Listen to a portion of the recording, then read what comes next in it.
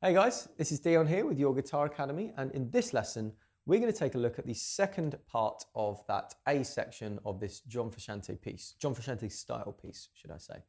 And this is just kind of following on from the previous half of this section, and it includes a kind of a really cool little quick slide up and down, almost like a slur type thing with a kind of blues scale sound, as well as touching on a note from the Dorian scale as well for some more interesting tonality.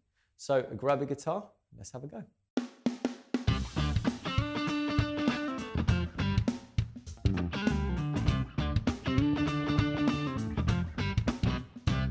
Before we get started, don't forget to head over to the website to find all additional materials, including tab, backing tracks, and also the lesson write-ups. And also, please don't forget to like and subscribe and leave us a comment, and we'd love to hear how you're getting on. All right, so this section here includes kind of like, I guess, 3 variations. Okay, so you have the first one, which sounds like this.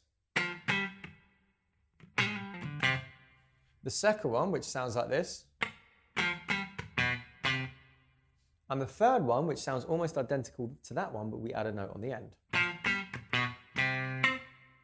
Okay, so there's like 3 little bits you can think of here. So let's take a look at the first one.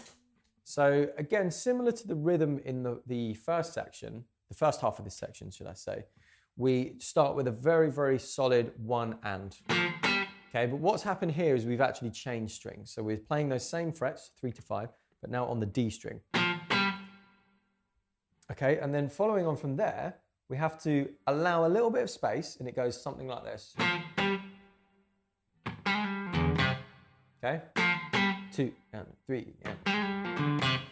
Okay, so it's essentially like just before beat 4, we play this 5th fret of D, and you do a really quick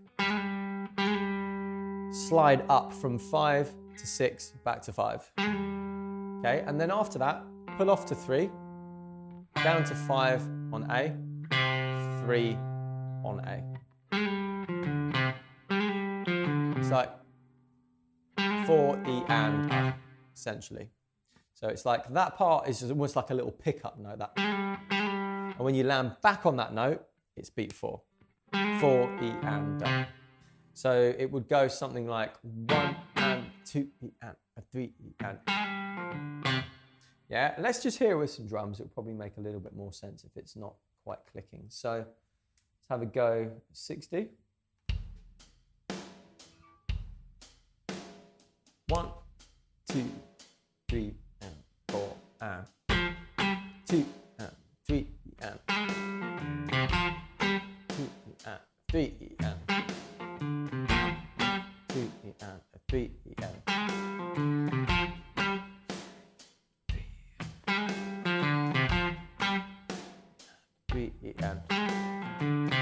And if you hear it at full speed, you have to get that sort of slurred note fairly quick. It happens super fast, so it sounds something like this.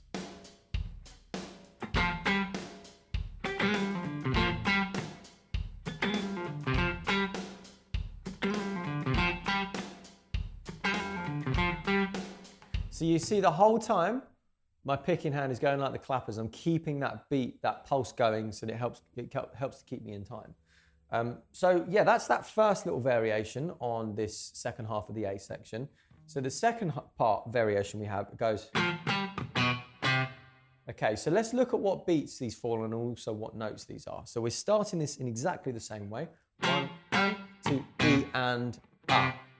Okay, so it's really, really syncopated this. So 1 and 2, E and a 3. In fact, no, it's actually 2 E and then beat 3.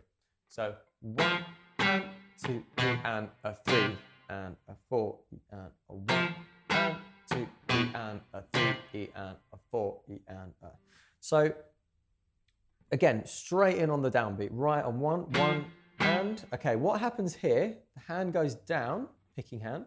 My first finger has come down to fret number 2 on A, and as I come up, I want to pick that note up. So 1 and 2, E.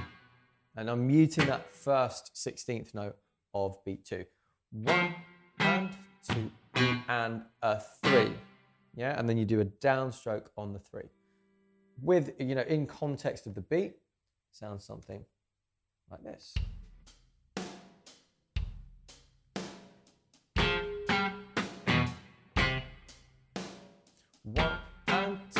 and a 3 and a 4 E and a 1 and 2 E and a 3 E and a 4 E and 2 E and a 3 E and a 4 E and a 2 E and a 3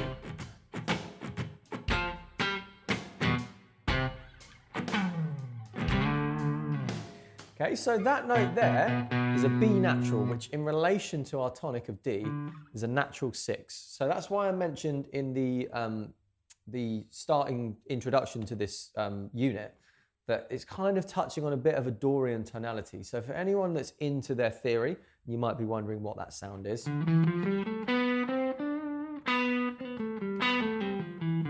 Dorian scale is just a minor scale, root, second, flat third, fourth, fifth, natural 6, flat 7, root note. So that's one way you can think about it. For me, I kind of tend to think about it as a, just a blues scale riff, just with this added color in there with the B note, but it's totally up to you. So yeah, so far we have, and we have the second variation. So let's do that again. First variation, second, okay. Then at the very end of the A section, we have this variation. It goes. So that would be counted as 1 and 2 E and a 3 E and up. So at the very, very last 16th note of beat number 3, we hit that upstroke on fret number 5 of G. So, and I like to let that note ring out a bit, that 3rd fret. Yeah? So the 3 variations are as follows. We have 3. We have, and then the final one, we have, let's try that again. Yeah, so 3 little variations there of that A section. So let's just try them at full speed and you can hear what it sounds like. And then what I'll do is I'll play the whole A section together and you can see how both halves are working. So variation 1.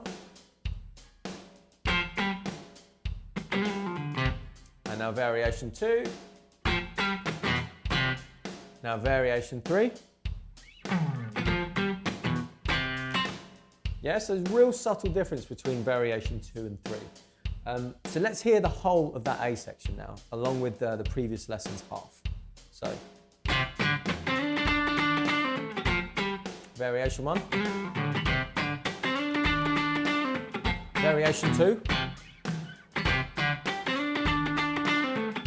Variation 1 again. Now variation 3.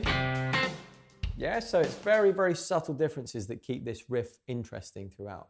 And that was a kind of a conscious decision. I think it's nice to just, change one note here and there, as we saw in the previous song as well, in Unit 2. There was a couple of sections that were very similar, but if you make these slight changes, it keeps it nice and fresh. Okay, let me just put that all together at a slower tempo of 60 BPM, including the first and second halves of this A section, and you can see how it's all working. I'll probably shout the sections, the variations of the second half as I go as well.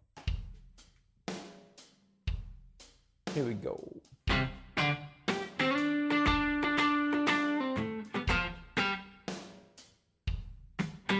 That was variation 1. Variation 2.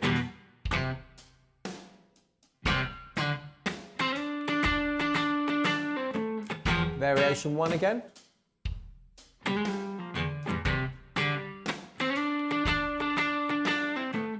Variation 3. Let's go again.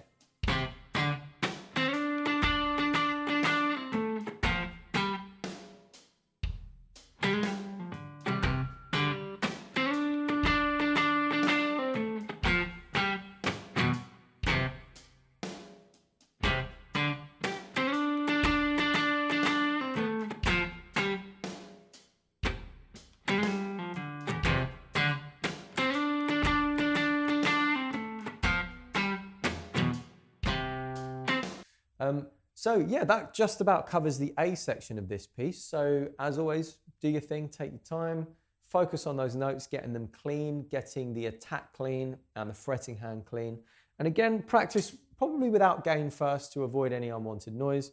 Chuck on a bit of crunch when you're ready, and I'll see you in the next lesson for the B section. That's it for this lesson. If you want to go to the next lesson, you can click here. And if you want to go back to the beginning of the course, you can click here. And also, please like and subscribe. And also leave us a comment. Any questions, we'd love to hear how you're getting on.